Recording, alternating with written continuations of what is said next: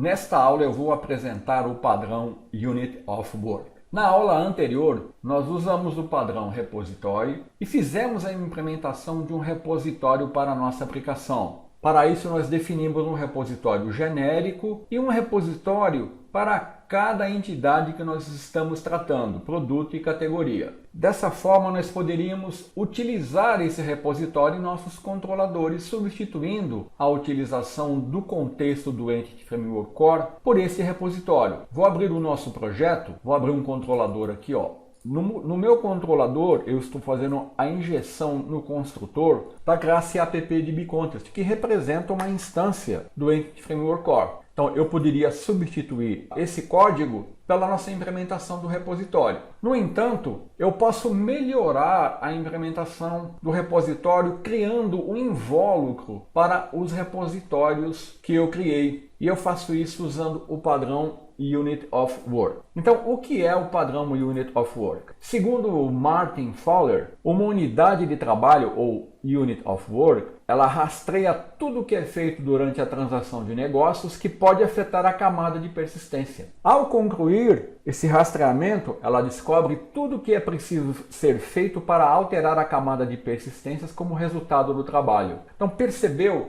que o padrão Unit of Work ele rastreia tudo que pode afetar a camada de persistência e efetivamente salva as alterações feitas no banco de dados, que no nosso caso aqui eu estou utilizando o banco de dados relacional. Se nós olharmos a definição do repositório que nós implementamos, olha, eu não tenho um método para salvar as alterações. Eu posso consultar, incluir, atualizar e deletar, mas não salvar. Por que isso? Porque o repositório ele trabalha com objetos na memória e não tem sentido eu definir um método para salvar dados na memória. Isso não é papel do repositório. E eu vou fazer isso aonde? Na implementação da unidade de trabalho, ou Unit of Work. Assim, o padrão Unit of Work ele vai atuar como um invólucro para os nossos repositórios, fornecendo instâncias dos mesmos e salvando as alterações das transações realizadas. E como é que é feita a implementação do padrão Unit of Work? A implementação ela segue a mesma abordagem que nós fizemos na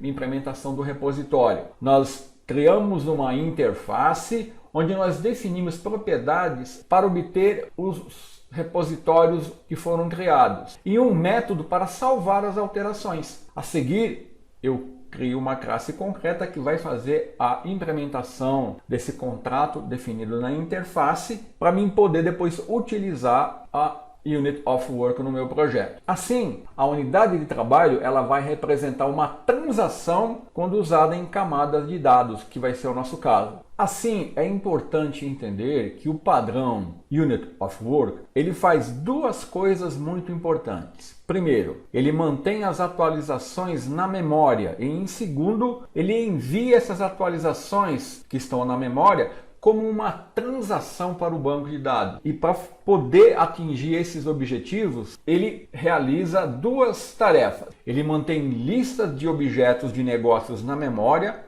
que foram alterados. Por exemplo, objetos que foram incluídos, atualizados, excluídos durante uma transação. Depois que a transação for concluída, todas essas atualizações elas são enviadas como uma grande unidade de trabalho a ser mantida fisicamente em um banco de dados de uma única vez. Então, na próxima aula, nós vamos implementar o padrão Unit of Work no nosso projeto.